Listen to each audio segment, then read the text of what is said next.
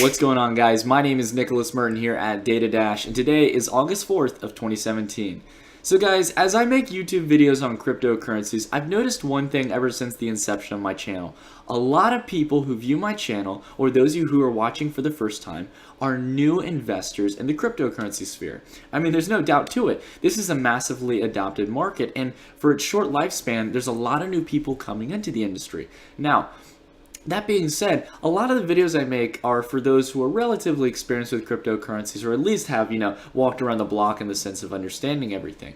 However, I know a lot of you are new to the whole sphere of investing, and a lot of you might be worried on how to approach it, at least in a successful manner. Now, I'm not here today to throw you 1,000 different coins that you should go out and buy, nor do I do that in general. I usually do reviews on cryptocurrencies to cover the basics of them, but today I'm going to be doing a very generic, general topic that is very important, and that is learning how to trade cryptocurrencies. Now, you guys might, if you watch my channel, you might be knowing, Nick, you tell me not to trade, why you tell me to trade? What I mean by trading is not exactly trading cryptocurrencies in a short period of time. We're going to be thinking about long-term investing.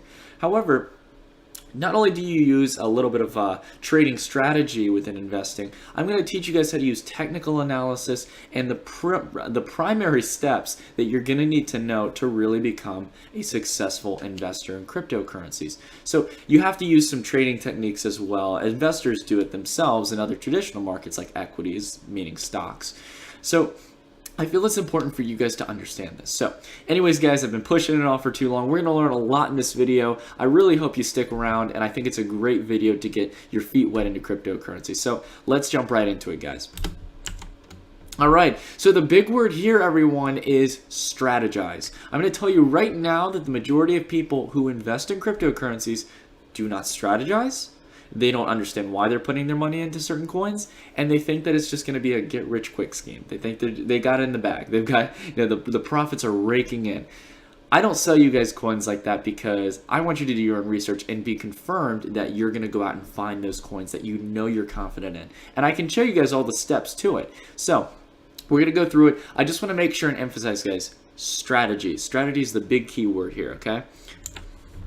So in the sense of strategizing, what are the main steps to making sure that you've got the right cryptocurrency for the long term? Now, of course, you guys can do this with multiple coins. I recommend diversification. However, I'm showing you all the basic steps to making sure you purchase the right coin and you went through the right steps to make sure it is the right purchase. So the first one is, of course, selecting a coin or token to look at. There's thousands available right now on exchanges across the globe.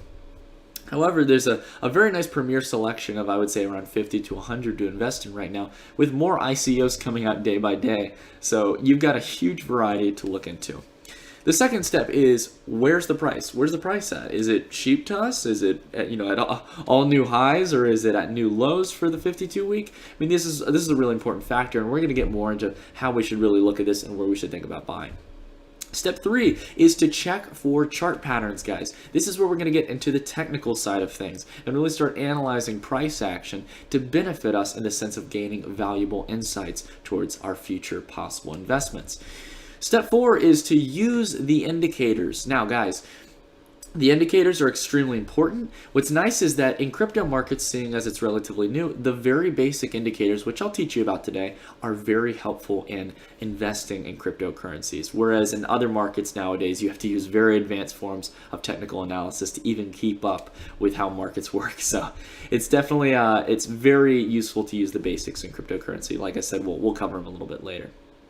And then we also want to talk on step 5 about forming price points. We got to learn about when we want to buy, if we're going to be buying a coin at a certain price, what's the price we're going to sell it at? What's our target price to sell, or what's our target price if things don't go our way? We're going to have a strategy for both approaches, whereas many people just think of the positive. And then the last one is follow through. Follow through, guys, and I'm going to emphasize that a lot at the end, but I think you can kind of get the general meaning of that. So anyways, guys, let's go ahead and jump right into it. So as stated before, step 1 is selecting your coin or token. So this is selecting the cryptocurrency that you're going to watch and are considering to buy. So how do you go about selecting your coin or token? Well, there's a few different things you want to keep in mind. There's 3 main categories of market valuation that really define cryptocurrencies. Now, a lot of you guys out there might think, Oh, okay. Well, this coin is 1 cent. I should go out and buy it. It's really cheap right now. It could go up to $200.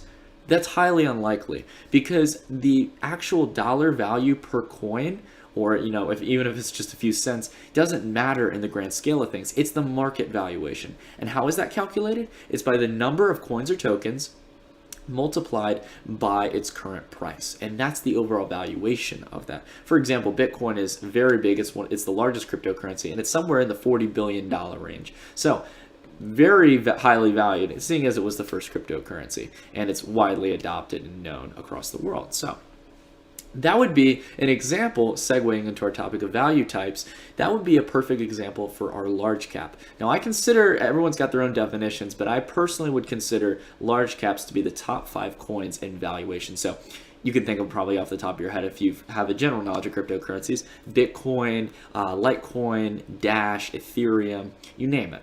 So those really well-developed coins that have good adoption and are continuing to grow.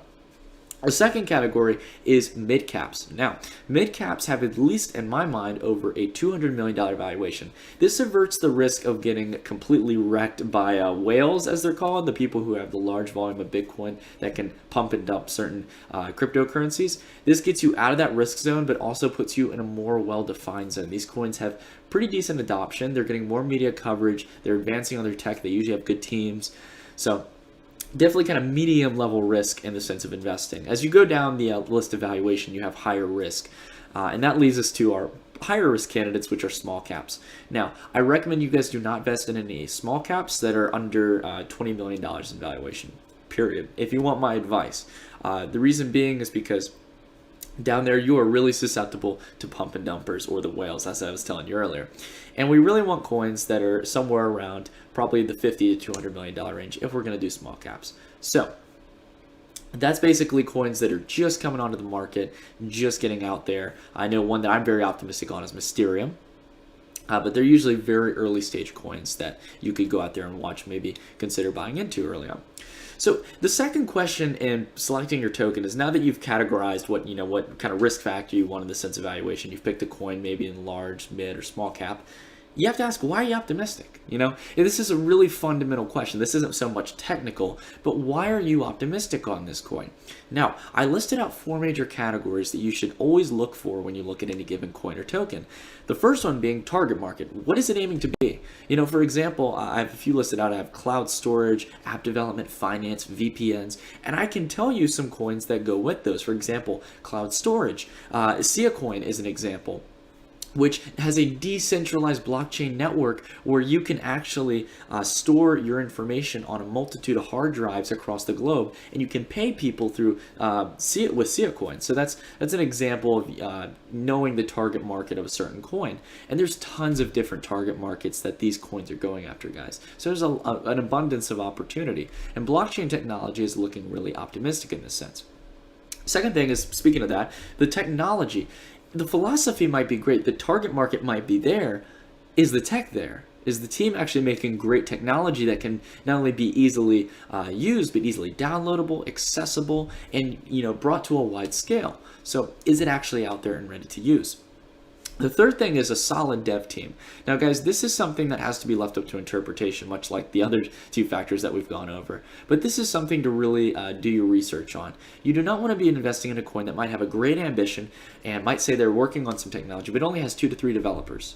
That's not going to be enough to make a lot of the kind of claims that a lot of these coins are stating they're going to make. So make sure that there's a good experienced team. Make sure there's people who are backing those projects, and also make sure that they've got a decent amount of attempts at working with partners and reaching out and branching out with a lot of corporate industry partners as well. So the fourth one, kind of going into the topic of corporate partners, is growing adoption. Are people adopting this coin? Are people using it? This is probably the most extreme and important factor. Now, how do I know that? Because Bitcoin, which has very basic tech and hasn't seen any major updates since we just saw a SegWit, it's pretty basic. It's just a coin that transfers over the blockchain pretty much. However, it has been adopted. It was the first one there, and because of it, it gets a big piece of the cake. So adoption is extremely important in the sense of media coverage, people actually, setting demand for it, people using the technology in corporate settings. So there's a lot of ways to measure adoption, guys. But if you reach, the way I look at this, guys, you should not invest in any kind of coin or token that doesn't at least meet 3 of these 4 categories, okay? So you could have a great target market, great technology, and a solid team, but it might not have the adoption there. Or you might have, for example, I would say a great target market, technology, and growing adoption, but they're looking to expand on their team. That's fine. So there's different kind of ways you can analyze it, but definitely 3 out of 4 of those categories, guys. It's extremely important to make sure that you've got that confidence backed in your coin and you know why you're wanting to buy it, rather than just buying into hype. All right, step 2, guys. Where's the price? This is a pretty important step, guys. We've got to make sure we know where the price is for a certain currency. So I'm going to give you guys a good example on how to approach general price action and really take a philosophy when you're investing in something. So, for example, I've got one of my favorite coins here, Stratus. I got a nice Bittrex chart laid out here. And this is a chart of Stratus when it was mooning like crazy. Now, I gotta ask you guys real quick, I mean, look at the pace of that thing. And look at the volume, the little bars that are under the candles on the chart. I mean, God, there's so much optimism going into this, guys. You think we should buy it? I mean, it looks good to me. I think we should get into it until, well, right afterwards it sold off all the way down to 100,000 Satoshis. See, guys, if we would have bought in there and bought into that optimism, it's what's known as chasing the highs. And that's not a good thing or a good way to trade or invest in any sense. You're going to get burnt. You're going to lose. And the reason why is because there is a time-tested statement that we should follow rather than chasing the highs. And that is, as generic as it is, buy low, sell high. And I gotta say, guys, in an early market such as cryptocurrencies, this is extremely true. Now, it's not always true. Sometimes a coin can sell off 80%, much like in a stock market where a stock could lose 80% of its value, and it will never go back up. That can happen sometimes, guys. But when you have nice, consistent coins that continue to uptrend, they have good tech, good team, and massive adoption, when you can get a 50% haircut, which we saw more than a 50% haircut from its highs here, pretty much 75% down from its highs, that is a good opportunity to buy, guys. And Stratus is actually, just ironically enough, it's exploding today, and it's one of the reasons I'm holding it. I like the coin. I believe in its tech. I believe in the team, and I believe that it's continuing to be adopted. And look at that. You could have made from the bottom up from 100,000 Satoshis, 100% return to where it is on that chart. But if you would have bought it at 400,000 Satoshis, you would be at a big loss, or you'd be holding some heavy bags on your shoulders waiting for it to get back up. So remember, buy low, sell high. It's really simple, but it's really important. So reiterating again, don't chase the hype, guys. And this is a Warren Buffett quote. I didn't type it out, and I don't mean to be generic, guys, but it is really serious. When you're investing in an early market like this, guys, you can have these simple philosophies and takes, and you will make a lot of money, guys. Be fearful when investors are greedy, and greedy when investors are fearful. Now, this is pretty much telling on the idea of, like, when people are getting out of their hand and prices are going too high, you might be in, cryptocurrencies. You should be saying, okay, when's the time I can get out of this? Because people are getting a little carried away. And when greedy investors are getting fearful and things start to go down, that's when you should start getting greedy. Start getting greedy when the prices are cheaper. And that's a great way to approach it. So this is another thing that you should ask too with the price. Do you believe it's worth more? Honestly, that's a decent question. Do you believe at the price that it's at right now, if you're going to buy into it, do you think that it can go higher over the future? Do you think that it's, do you think it's at a fair value right now? Or do you think that it's really undervalued and it's time to get in? So definitely take some of those points to home, guys. It's extremely important to be confident and say, yes, I'd be fine holding this for more than a year at this price because I think it's going to go up from here. So great way to look at it, guys. Really test yourself. Would you be willing to hold it for a year? That's a very important question. So step 3, I got a pretty cool picture here, guys. If you played Mass Effect, I had the elusive man foot. I thought that would fit really good. But check for patterns. Check for ways that you could strategize on your purchases. And we're going to go into some really cool technical patterns that you guys might not know about, but will really help you spot price action and learn opportunities where you can buy maybe cheaper or get in before something big happens. So what technical patterns are we going to be covering? We're going to be covering a mixture of categories and specific technical trends. And it's in 6 major categories. We have wedges, triangles, bottoms and tops. We've got the bull flag, head and shoulders, and cup and handle. And these are very important, very basic ways to use technical analysis, guys. And I've got visual examples for all of you, so you're not going to have to be bored by me just trying to sit here and visualize it like a philosopher. So let's go ahead and look at some of these, guys. So I've got a few examples up here. I got a few Bittrex charts. The first one I've got on the left to show you what a simple wedge is ants right there. And this is a perfect example, guys. I printed some good money today, over the past 2 days on ant shares because of this wedge that I spotted, where the price action basically has lower highs and higher lows, and it slowly starts to coil in a very, very clean kind of sideways triangle, wedging in and coiling the price action. And then what happens is it's either going to break up or it's going to break down. There's really no telling until it gets above it and really has a decent part of the breakout. And then you can get in and know, okay, this is a time to hold for the long term, because this is where all the bulls, their exuberance comes in and the price really gets propped up. So, however, wedges are really nice and they're pretty easy to spot. However, there's also things known as ascending wedges and descending wedges. So I've got an example for waves right here, and it's not the best ascending wedge, but basically speaking, it's when you have on the bottom the lows are rising, so they're going to a higher level, and then the highs of the candles are continuing to rise as well. However, it usually is moving at a slower pace than the lows are moving up, and it's showing that resistance keeps hitting it. So this is a bearish technical trend. So for those of you guys who don't know, I'm just going to explain real quick on a language basis. Bearish and bullish mean how you're feeling on the certain market, how you're feeling on the market at the moment. So if you're bullish, you're optimistic. You think things are going higher. You think things are undervalued right now, and you can see an uptrend coming soon. If you're bearish, you think, all right, cryptocurrencies way overvalued right now. I think they're going to go down. I think that they've been propped up too heavily on too little volume. I think it's time to sell. So that being said, an ascending wedge is a bearish. It is a bad signal for price action. We can obviously see that waves sold off pretty heavily. And then we have on the bottom a descending wedge. Now this is green. This is a bullish. This is a bullish trend in price action, where the descending wedge is getting closer, and the highs of the candles are getting much lower, but at the same time that support level isn't decreasing as much, but it still at the same time is decreasing. So what happens is it coils in the price and then pops up out of it, as we saw with Zcash. So anyways, guys, there's that's a few good examples of wedges. Wedges are probably what you're going to be using more than anything. However, you guys also get to use triangles, and there's a little bit of a difference here. Now, you guys might say these look kind of similar. They look kind of like the wedges. Well, there's a big difference between the triangles and the wedges, and it's the roles are reversed. Sorry about that. That was a kind of a tongue twister right there.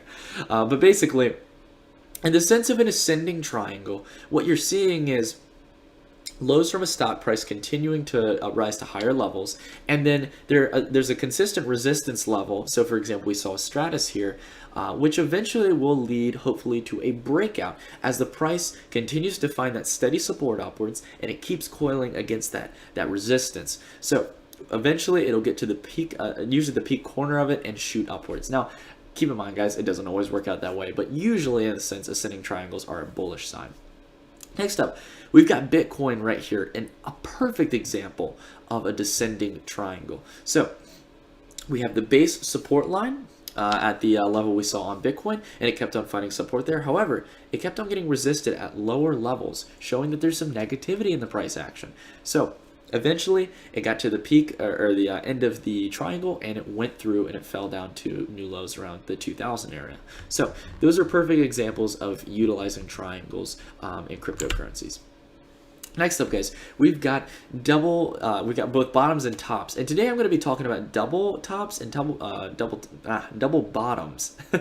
And the thing is, guys, you can also see in multiple cases a triple bottom and a triple top as well, and they work the exact same way. It's just more price confirmation towards that trend. So I'll show you a perfect example, guys. If you guys know about voxels, this is a VR cryptocurrency. Voxels had a double top at the same price level, a little bit above 3,000 satoshis, and it was a clear double top, guys. And you can just see it right there. It instantly started selling off heavily, much like it did in the past. So, perfect example of it, guys. And in the case of a double bottom, you're going to see double bottoms a lot when you're looking for buy points, guys. This is a very common bullish sign, and it's when the price action stops selling off at the same level and it bottoms out at that same price level. So usually has kind of a hilling effect, hits the same area, and then it shoots up, as we saw there with Digibyte. So perfect example of it, guys. And like I said, triple tops and triple bottoms work the exact same way. In fact, they're more like extra confirmation that that is either support or that's resistance. So keep that in mind. All right, guys.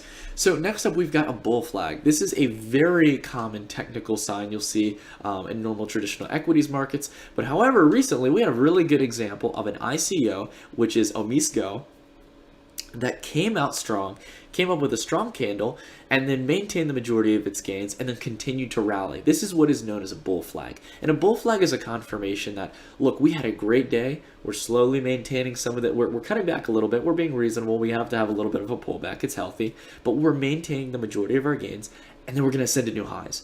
That's pretty much the philosophy behind a bull flag. Now, sometimes they can be a little bit rough, but it's usually where you have a big green candle and you have a little bit of selling off each and every day for about 2 to 3 days, let the market cool down, and then the optimism rushes back in when prices are a little bit lower.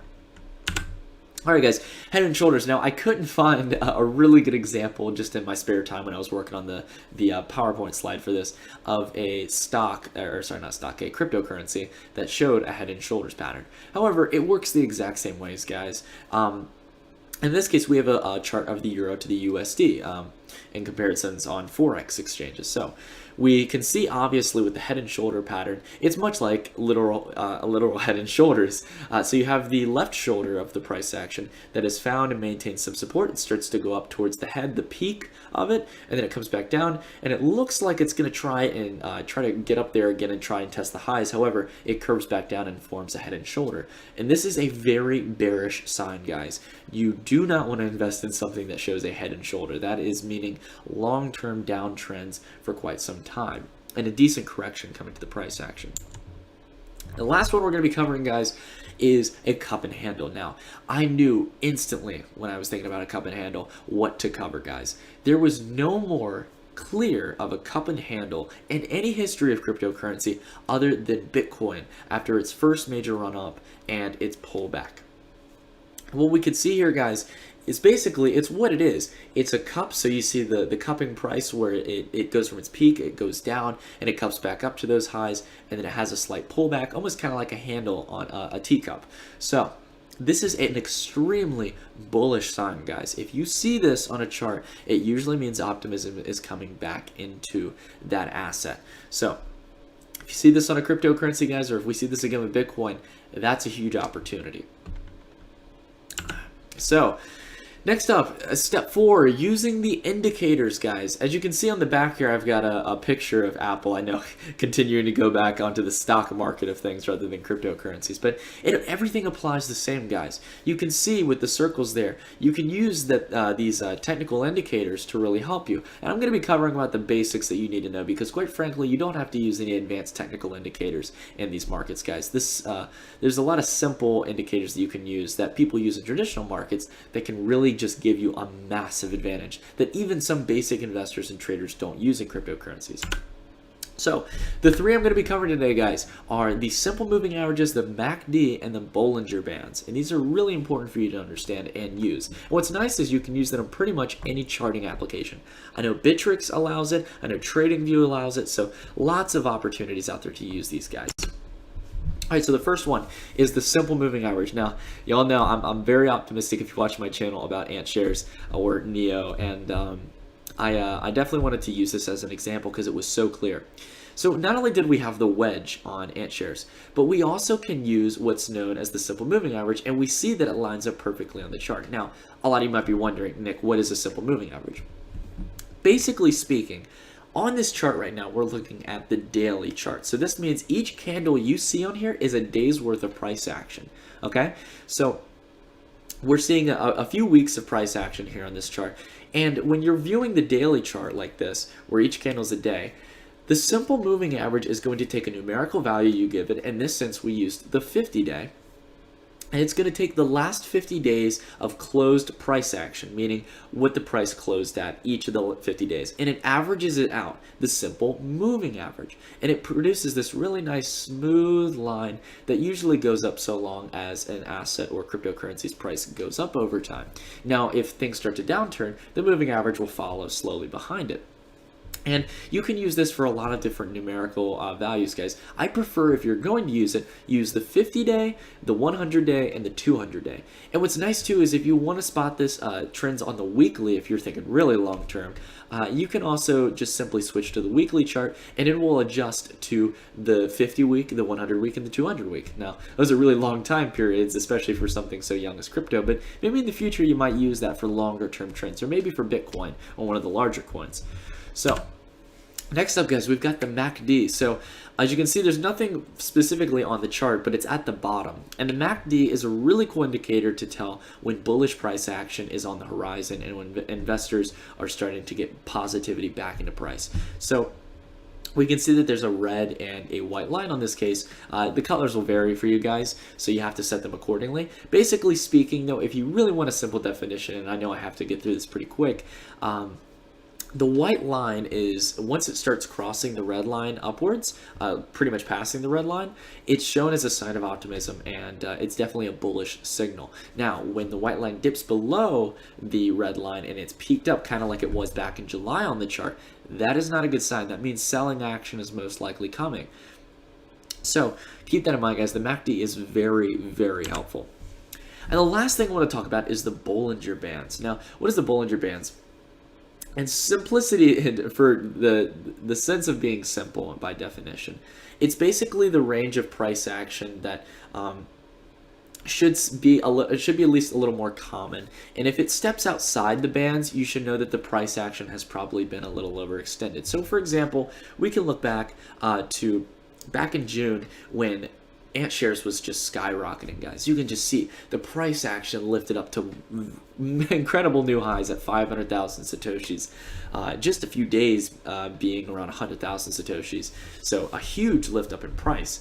However, we could see that it stepped out of the Bollinger Bands and quickly corrected back inside the bands because it was too fast. It was too quick, too fast. So. And what we can also see too is we can use this in less ridiculous price action. For example, we can see that the candle, the first circle we have on the screen around the red candle in July was where we found support through the bottom of the Bollinger Band. And we can also see we had resistance on the Bollinger Band on the other green candle where the wicks closed down, whereas it originally had been higher during the day. So we can definitely use it, guys, for price action, and it's a great way to tell when something's overextended or if something has been oversold. So, now that we've done all the technical stuff, guys, it's time to talk about step 5, and this is forming price levels. Now, this is, guys, I can't tell you, it's one of the last major steps, and it is extremely important. It is the final piece to strategizing on your, on your investment. So, let's say, for example, guys, let's get funny here. Let's have a good time. Let's say we want to purchase $10,000 of Dogecoin. Okay, you know, a nice meme coin. If I had to pick a meme coin, it'd probably be Dogecoin. And we can see that Dogecoin has had a really nice pullback. It's had more than a 50% pullback. We're not buying at all-time highs. And hey, look at that. It's down at the 200-day, guys. A huge level of support for long-term pullbacks. So that's great. Everything is lining up here, guys. And I think, you know what? I'm going to be optimistic here. I think if we can get in at 60 sats or 60 satoshis, I think we could get this up to 120 and make a 100% return. I mean, it sounds ambitious, but look how quick it happened in the past. I think we could really get back up there again, and I don't think it would take too long. And I'm willing to make that investment and hold. I love the technology and everything, whatever. So we've gone through all of our evaluation processes, and now we're here, and we've set a plan to buy at 60 sats. So, basically speaking, we want to come in, rather than just thinking of the best case scenario of it going to 120 satoshis, we want to have a plan for that, sure, and I'm going to cover that. However, we want to have two plans because things can go both ways in markets. And in a lot of cases, sometimes things don't go our way. So, how does this look? I'm going to go ahead and go to this next slide. I zoomed in a little bit on the price action here, and we're going to talk about two different types of orders. There's what's known as a limit order and a stop limit order. So what is first and foremost a limit order?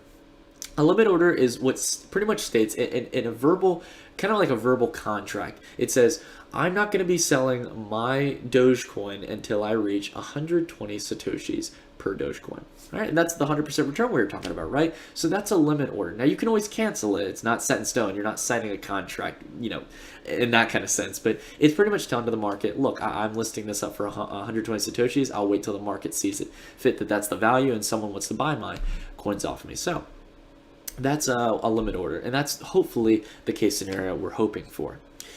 However, guys, things don't always go our way in markets. It's a fair assumption to make right off the bat. In most of the cases, this is going to be a very important step to limit losses and limit your risk profile.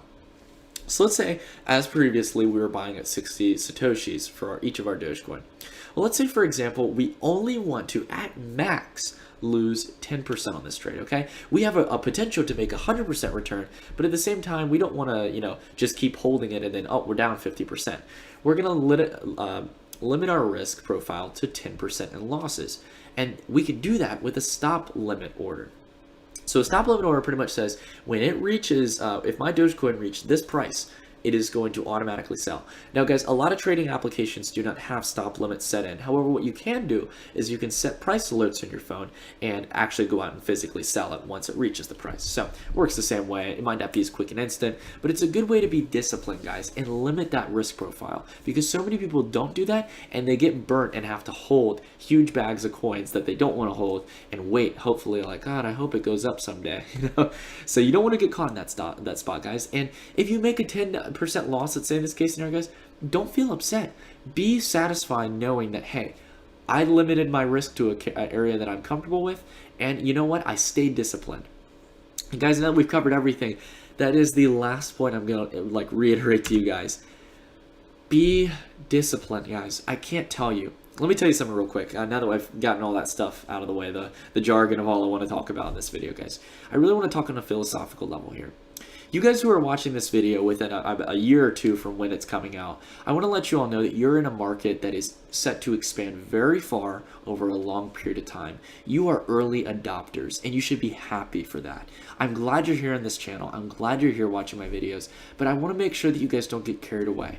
And the reason why is because just like in traditional markets, like stock markets, people get burnt when they think with emotion, when they chase highs, and they don't come in with strategy. I'll tell you, for example, I know a lot of people tell me they want to start trading rather than just simply investing. The reason I tell you guys to invest is because in any given market, whether it be Forex, which is trading currencies, actual US dollar to Canadian dollars to the Chinese yuan, whatever it may be, just like stock markets as well, 90% of traders lose money. Let me repeat that. That is a fact. That has been proven throughout history. And that number is continuing to grow as well. 90% of traders lose their money. Okay? So when you're trading out there, guys, and you're not being disciplined and you're just tossing money at things, you're most likely going to be a part of that 90% and not the 10% who win. And if you are going to go out there and trade, guys, take this strategy, at least, with a grain of salt, and really try to, kind of form it into your own trading style. We all have our own ways of approaching it, guys. And my way isn't the golden approach. It's not the gold standard. However, be disciplined in whatever you do, guys. Make sure you come in with the strategy. Be that 10%, whether you're doing trading or long-term investing. Come in with the strategy and come out on top with the returns that you'll eventually get and deserve for your hard work and dedication and your discipline.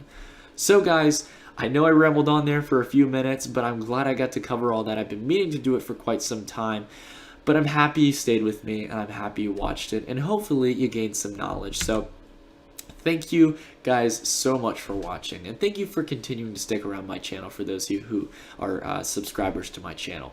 If you guys haven't yet subscribed, I really would appreciate if you subscribe to the channel. I drop a lot of great content on certain coins that I cover, whether it be ICOs or coins that have been on the market for a while that are starting to trend, and I really like to get information out to you guys. Not to mention, I also do live streams and a ton of other ways that I can interact with you guys. So I hope you guys joined the Data Dash family. I hope you guys enjoyed this video. If you got something you want me to cover, please leave a comment down below. If you got any questions, I'd be happy to answer them as well. But anyways, guys, that's it for the video. Thank you all so much for watching, and I'll see you all in the next video. Stay tuned.